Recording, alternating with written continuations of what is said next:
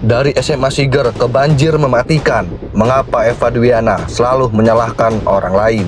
Kenapa kalau ini? Karena di TikTok itu kita yang disalahkan. Kita yang disalahkan. Karena PR Bandar Lampung bukan hanya Bandar Lampung saja.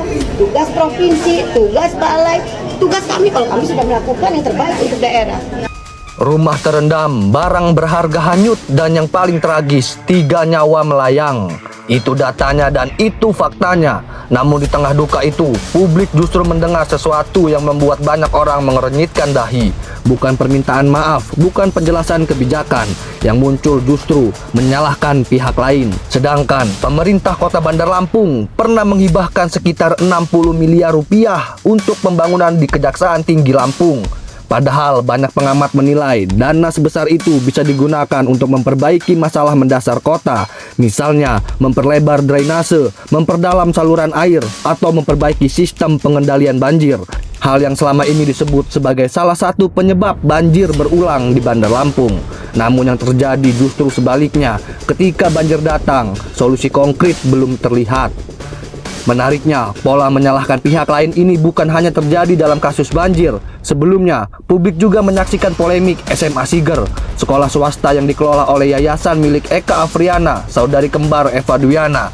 Sekolah tersebut tidak mendapatkan izin operasional dari pemerintah provinsi. Alasannya jelas, harus mengikuti aturan pendidikan nasional, termasuk Permendikbud nomor 36 dan Undang-Undang Sistem Pendidikan Nasional 2003. Namun alih-alih menerima keputusan itu sebagai proses administratif, Eva Dwiana justru menyalahkan pemerintah provinsi. Ia bahkan mempertanyakan, emangnya pemerintah provinsi ada solusi untuk anak-anak putus sekolah? Padahal faktanya, pemerintah provinsi telah membuka sekolah terbuka, uang komite SMA dan SMK negeri digratiskan, bahkan pemerintah pusat menjalankan program sekolah rakyat.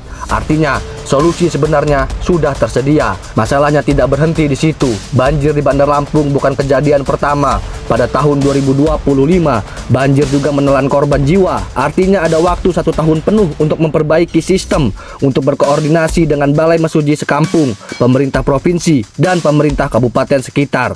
Namun kenyataannya, tahun 2026 banjir kembali datang, dan kali ini jumlah korban justru bertambah menjadi 3 orang. Pertanyaannya sederhana, jika banjir terus terjadi, siapa yang sebenarnya harus bertanggung jawab? Dalam politik, kesalahan bisa terjadi, namun yang membedakan seorang pemimpin adalah cara menghadapi kesalahan itu. Apakah ia berani mengakui atau memilih mencari pihak lain untuk disalahkan? Dari polemik SMA Siger hingga tragedi banjir yang merenggut nyawa, publik melihat satu pola yang sama. Ketika masalah muncul, jawaban yang sering terdengar adalah, "Itu bukan tanggung jawab kami." Padahal masyarakat tidak membutuhkan kambing hitam. Yang mereka butuhkan hanyalah satu hal, solusi nyata.